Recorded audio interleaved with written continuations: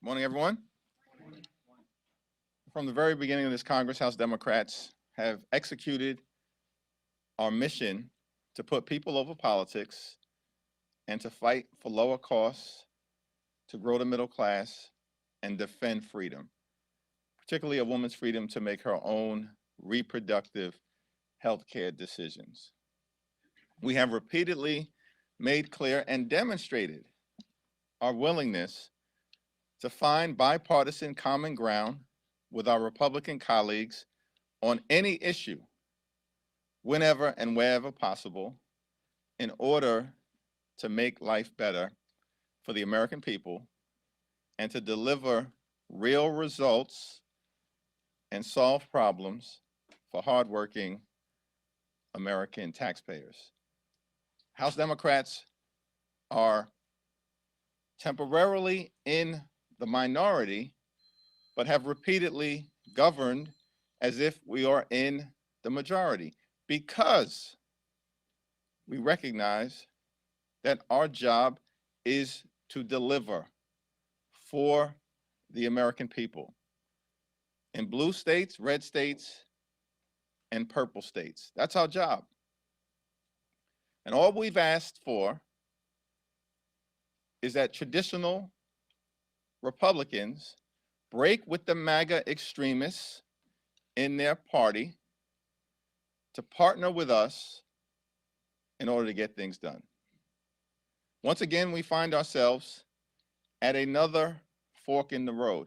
Extreme MAGA Republicans want to shut down the government because they are determined to jam Trump's Project 2025 down the throats of the American people and enact extreme cuts to veterans, to Social Security, and to disaster relief in a manner that will hurt the American people. We are simply asking traditional Republicans to partner with House Democrats in a bipartisan way to find the common ground necessary to avoid a Donald Trump-inspired extreme MAGA Republican shutdown. That's not too much to ask, particularly when we've already reached, through the Bipartisan Fiscal Responsibility Act, a spending framework for the upcoming fiscal year. Questions? Allie? The Department of Homeland Security designated January 6th certification as a national special security event for the first time. I wonder if you can talk about, broadly any concerns that you have as that date gets closer and how Democrats are preparing for certification when it's not certain that some Republicans will do it. Well, House Democrats are committed to protecting the democracy. We're committed to free and fair elections, and we're committed to the peaceful transfer of power that will begin on January 6th. In that regard, our focus at the moment on the non-governmental side is just to make sure that the people who are elected on November 5th actually believe in American democracy and are not election deniers. That's the clearest path forward for any American who is concerned that there are some in this country, led by the former president, who continue to deny elections, refuse to acknowledge that Donald Trump lost in 2020, and perhaps are prepared to undermine the peaceful transfer of power on January 6th of next year. Was that designation necessary? The designation was made by the Biden administration and the Department of Homeland Security, evaluating both what happened on January 6, 2021, which was a disgrace to the United States of America when a mob of violent individuals were incited by Donald Trump and extreme MAGA Republicans to attack the Capitol, seriously injuring 140 officers who were defending the Congress, the Capitol, and the Constitution, and yet refuse to apologize or acknowledge fault in connection with a day in American history, January 6th, that will live in infamy. And so, yes, I think evaluating the facts, both in terms of what happened on January 6th and the refusal by many extreme MAGA Republicans to stop something like that from ever happening again, that this designation by national security professionals seems to have been necessary. Mr. Chair, thank you. I know that you want a clean CR, but now that Speaker Johnson has to go back to the drawing board, do you think Democrats are open at all to a shorter CR with the SAVE Act? Do you think some Democrats could be picked off? We have zero interest in enacting any part of Trump's Project 2025 agenda. The American people want no part of Trump's Project 2025 agenda. And so the fact that House Republicans are threatening a shutdown and demanding in exchange for keeping the government open, the enactment of deeply dangerous and unpopular parts of Trump's Project 2025 agenda is unserious and unacceptable. If they were serious about what they intend to do, then pass the bill themselves. But they've been unable to do that on their own. In fact, can anyone in America name a single thing that House Republicans have been able to do on their own to make a difference in the lives of the American people? A single thing that House Republicans have been able to do on their own? It can't. Why? Because the House Republican agenda is all about a national abortion ban, Trump's Project 2025, and big tax cuts for the wealthy, the well-off, and big corporations. That's the House Republican agenda. And it's deeply unpopular with the American people. Extreme MAGA Republicans are unable to govern on their own.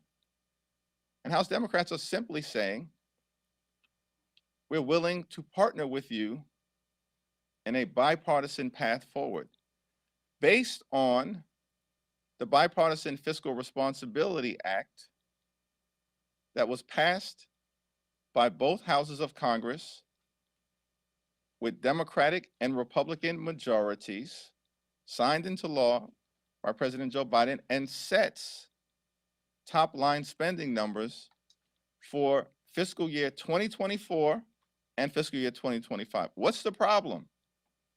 We've already reached an agreement, and the extreme MAGA Republicans are walking away from the agreement that they themselves demanded that we negotiate in order to avoid a catastrophic default on America's debt. So it should not be that complicated, and we need to get this resolved in this calendar year. And if we just let the appropriators do their work, led by Rosa DeLauro on our side, I'm confident that we can reach a bipartisan agreement consistent with the Fiscal Responsibility Act that meets the needs of the American people and keeps the government open. Back row? You got it. Yeah. Thank you, appreciate it. Just following up on that, you just mentioned you want to get this resolved in this calendar year. Does that mean that you would oppose any CR that's 6 months? And if so, why do you want it this calendar year and not pushing the next year? It means we want to get it resolved this calendar year because that's the only practical way to meet the needs of the American people. The Republican so-called clean continuing resolution cuts veterans' health care by $12 billion. It shortchanges our military readiness by $6 billion. It will result in the elimination of at least 2,000 jobs, it appears, from the Social Security Administration and undermine Social Security as we know it, and it will shortchange disaster assistance by about $25 billion in terms of Americans in every state who've been impacted by extreme weather events. That's unacceptable. These are extreme cuts that are inspired by Trump's Project 2025. And the American people don't want any part of it, and neither do House Democrats. The only way to avoid that is to resolve the fiscal year 2025 spending agreement in this calendar year. There's 2 working weeks left in this session. Do the 4 corners have any plans to meet on spending, or do you intend to ask for a 4 corners meeting?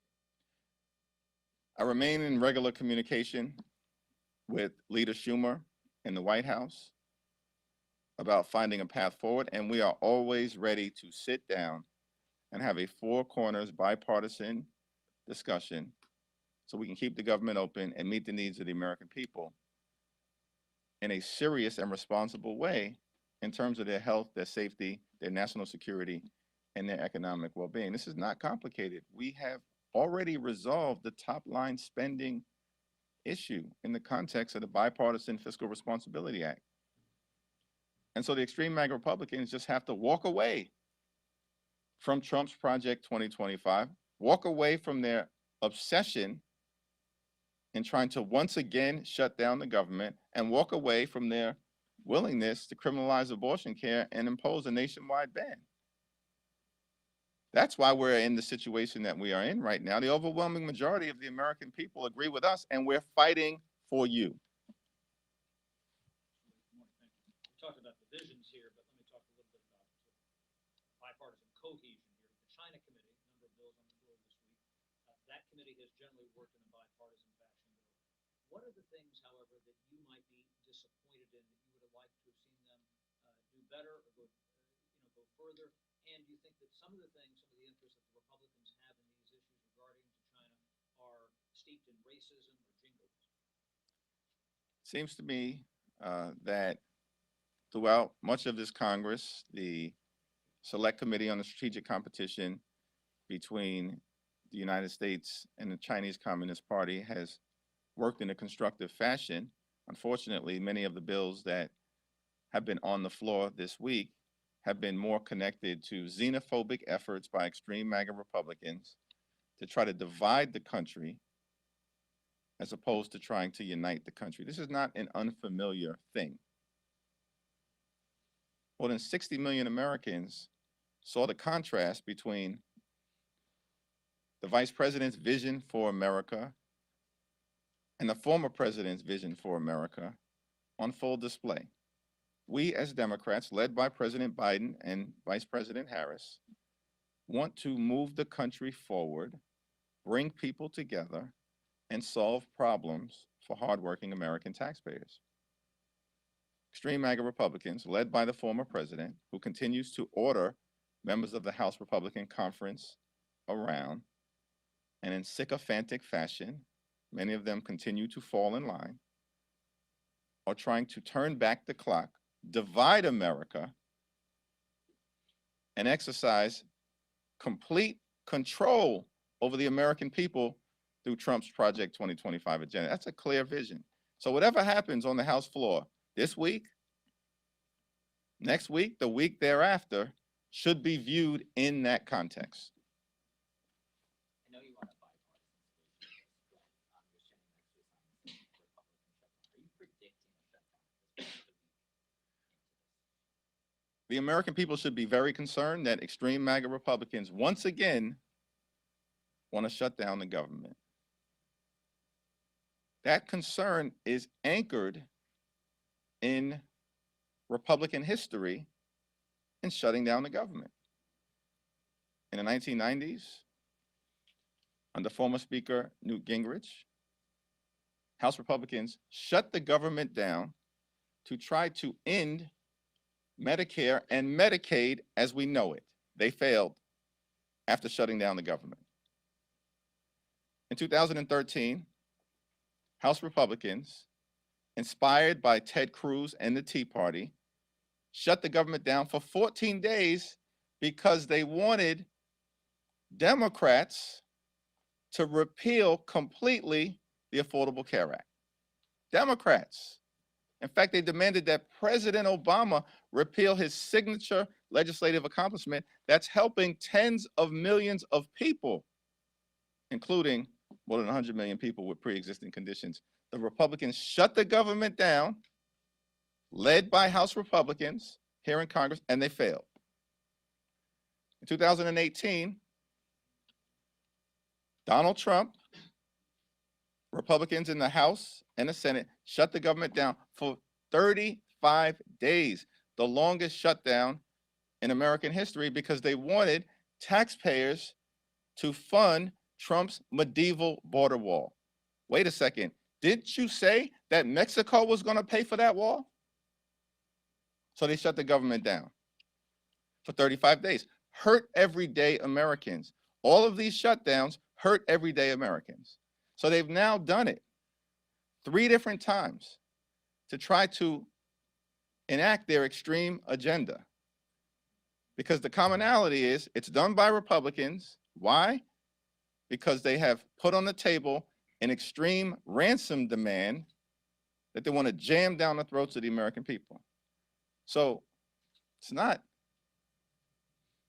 hyperbole, hysteria, or a hypothetical to suggest that House Republicans may try to shut the government down. It's the reality.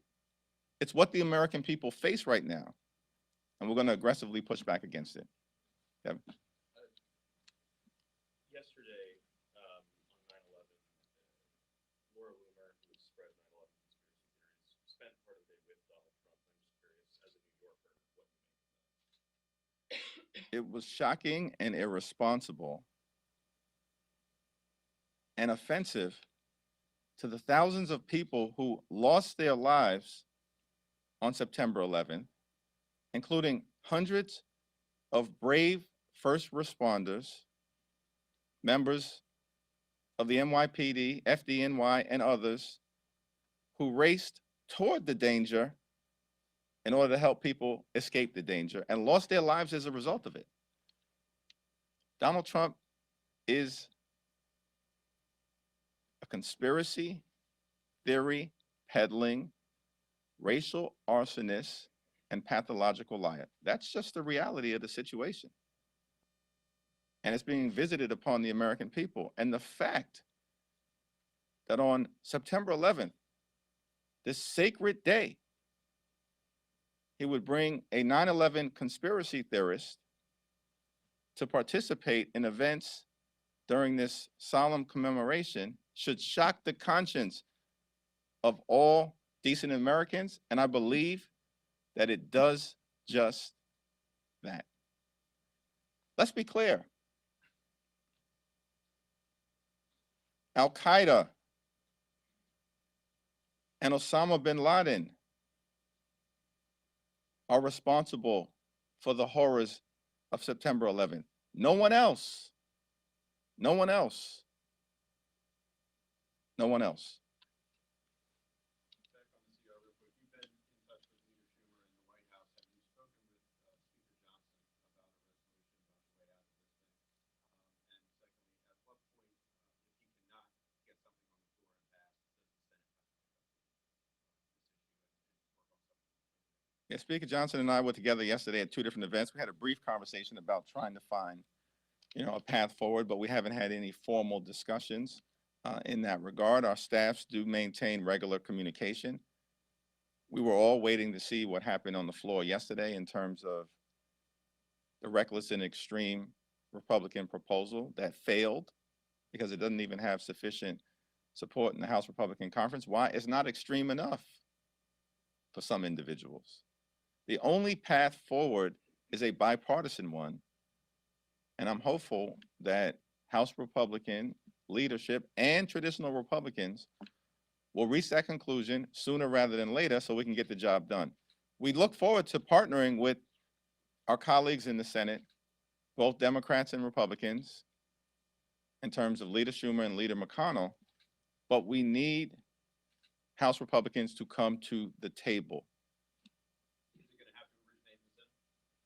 That remains to be seen.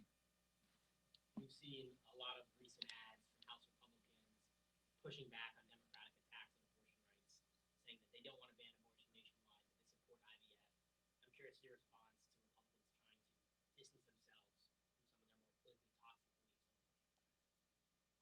Extreme bank Republicans are on the run because they know they have gone too far, but they are lying to the American people when it comes to reproductive freedom, and the American people understand it.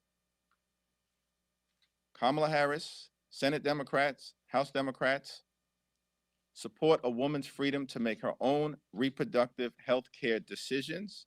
We support family planning. We support access to birth control, and we support IVF. Donald Trump and House Republicans detonated Roe v. Wade and created a circumstance in America, as articulately and powerfully outlined by Vice President Kamala Harris on numerous occasions, where reproductive freedom has been ripped away from tens of millions of women in America, and they want it to continue. Trump's Project 2025 is in part about surveillance of the pregnancies and miscarriages of women in the United States of America. If you want to surveil women in this country and their pregnancies and their miscarriages and their health conditions related to reproductive events in their life, why do you want to do it? It's because at the end of the day, Republicans want to criminalize abortion care, impose a nationwide abortion ban, enact government mandated pregnancies, and outlaw access to things like birth control and in vitro fertilization. Donald Trump doesn't even know what IVF stands for, and we saw that the other day. He doesn't even know what IVF stands for. And we're supposed to believe that they're champions in this area? It's laughable. Thank you, Mr. Leader. In her Taylor Swift's Instagram post endorsing Kamala Harris, she mentioned artificial intelligence inspired misinformation as one of her reasons for supporting the vice president. A lot of, and even Oprah tonight is hosting a primetime special on artificial intelligence. It's a huge issue in society right now, but a lot of the artificial intelligence federal policy has been established by executive actions in the Biden administration, not much in Congress. What do you say to Americans out there who are frustrated that the legislative process isn't keeping up with innovation? And if House Democrats take back the majority, will that be a priority? Will artificial intelligence regulation be a priority for House Democrats and a majority next Congress? Well, artificial intelligence and its explosive rise holds great promise, great opportunity to make a difference in the lives of everyday Americans, but also there's significant downsides to the extent that bad actors can abuse this new technology, as has been the case for centuries, in order to undermine the societal good. So Congress does have a role in working with industry stakeholders to figure out how do we strike the right balance between making sure that American dominance in the field of artificial intelligence can continue so that we can make strides for the American people, particularly in areas like medical innovation, solving chronic disease and terminal illnesses, while at the same time figuring out what are the right guardrails to prevent bad actors from entering into this space, including foreign actors, to hurt the American people. We currently are engaged in a pretty thoughtful exploration that is bipartisan in nature. I commend Speaker Johnson and Republicans for partnering with Democrats in this regard through the Artificial Intelligence Task Force that's evenly divided, led by Ted Lieu on our side. And we hope that it will yield some constructive recommendations, perhaps by the end of the year, that can then lead to legislative action in the future. Okay, last two questions. Thank you, Leader.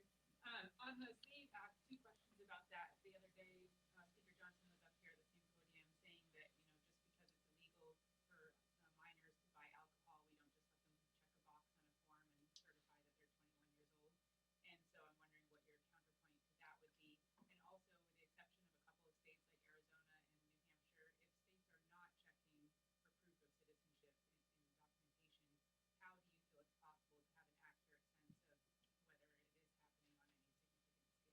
Constitution does not permit non-citizens to vote, period, full stop. Extreme MAGA Republicans have zero credibility and zero legitimacy when it comes to free and fair elections in the United States of America and a peaceful transfer of power. We will not be lectured. We will not allow the American people to be lectured by election deniers on the integrity of elections in the United States of America.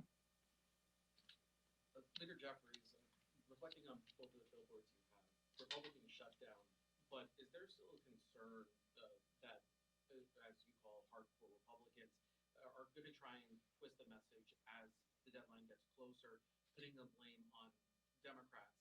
And then looking on the other billboard, hurt the middle class is obviously one of the big points that Democrats bring up when it comes to Project 2025. When we've spoken to New Yorkers out of both Suffolk and Nassau County, however, they still are under the impression saying that Democrats are the ones who will hurt the middle class. What is the message that you want to get across to those voters, especially when it comes to these high-pressure situations like the possible shutdown, or Democrats' message saying that Republicans are the ones who will hurt the middle class? Extreme MAGA Republicans over the years have repeatedly shut down the government, not House Democrats.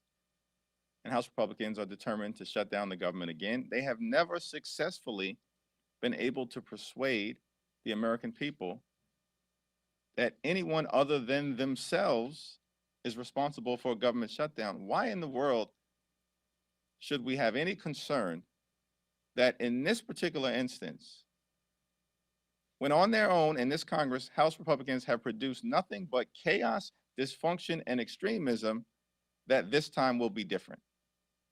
When the facts are so clear that you have a previously agreed upon bipartisan fiscal responsibility act that actually sets spending numbers for the upcoming fiscal year, and extreme MAGA Republicans are walking away from their own agreement because they're determined to shut down the government.